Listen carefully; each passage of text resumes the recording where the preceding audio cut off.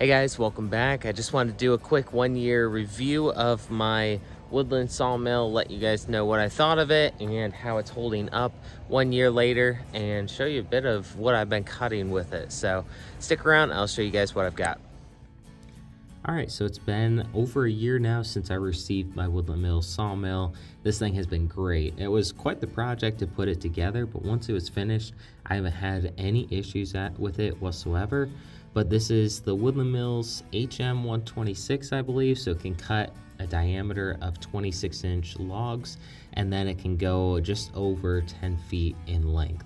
Now this is the Woodlander model, so it comes ready to mount on their trailer, and this is really awesome for me because I didn't have a set place that I wanted the sawmill to be. I actually knew of a few people that wanted some wood milled down on their property, so I could easily take this on the road, take it wherever I need to, and set up the mill. Now, a few things to consider with the Woodlander model: it's going to be much taller than the typical ones that you mount on the ground and are stationary. This is going to be at several feet off of the ground in some instances once you get it leveled. So it is a bit harder to get logs up on top of this, especially if you don't have a lifting mechanism or a bigger tractor that can lift large logs. With that in mind, they do make some ramps and a winch that you can mount onto the sawmill and pull logs up onto. I haven't invested into that yet, but that really wouldn't be a bad idea to get some of those if you don't have equipment to lift these logs onto. Now, I did play around with different types of ramps that I can make, and I ended up making one that's a bit more permanent than what we're using right here. This was the early stages. We were still trying to figure out what we would need to get these logs up on top of this. And one thing that's helped me is I purposely tried to put this sawmill at the bottom of a little bit of a hill. That way I don't have to get the log up as high. I can build a ramp, and it ends up being a lot flatter than going straight up to 1.5 to 2 feet. Now, I've maxed out the size limit, both the length and diameter of the sawmill, and this thing just cuts straight through, doesn't have a problem at all. As granted, as long as you have a nice sharp blade on this, it won't have any issues cutting through even the largest logs that fit on here. And I've cut all types of wood, from sweet gum to black cherry right here that I'm cutting, pecan, maple, oak, pine, and poplar. So a lot of hard and soft woods, and this thing has done great. I've cut so much wood, I don't even think I could use it in the next couple years, and it definitely has paid for itself.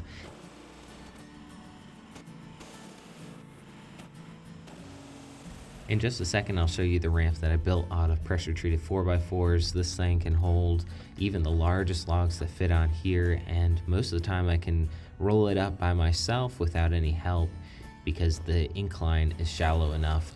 But I would definitely recommend building a ramp to get the logs up on, or purchase a ramp and a winch to pull it up, unless you have a lift or something that can lift the logs right on top of the mill. Woodland Mills makes a lot of add-ons for the sawmills to make your life easier and make it less manual. This is basically the stripped down model of it, and it works perfectly. I haven't had any reason to change, but you definitely can invest into those nicer add-ons if you want. But one thing that I will probably get in the future is a nice cover for the sawmill.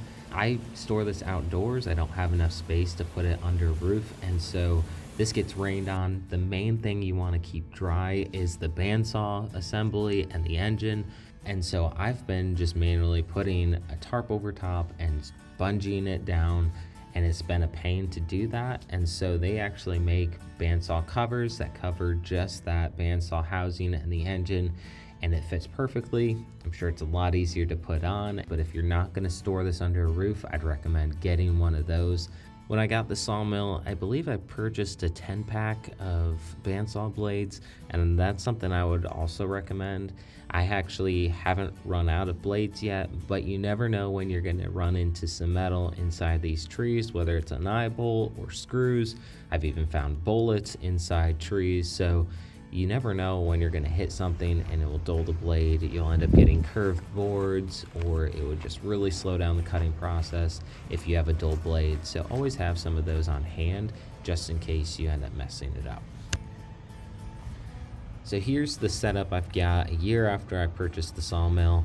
I I've got the ramps hooked up to it. It's on the bottom end of the hill in my yard. It's a little dirty right now, just cut a bunch of wood. Other than just a few routine maintenance things I've done to it, I haven't had to do any work to this. It's held up great, starts up every single time, no issues. Really couldn't say anything bad about the Sawmill. All right, guys, I hope that was helpful for you. If anybody's in the market for a Sawmill, I would definitely recommend this one. But thanks so much for watching, guys. I'll see you in the next one. Don't forget to hit that like button down below and subscribe to the channel if you have not already. If you're interested in seeing more videos on how this Sawmill works and what sort of projects I've done with it, you can check out the links right here on the screen, and I'll see you in the next one.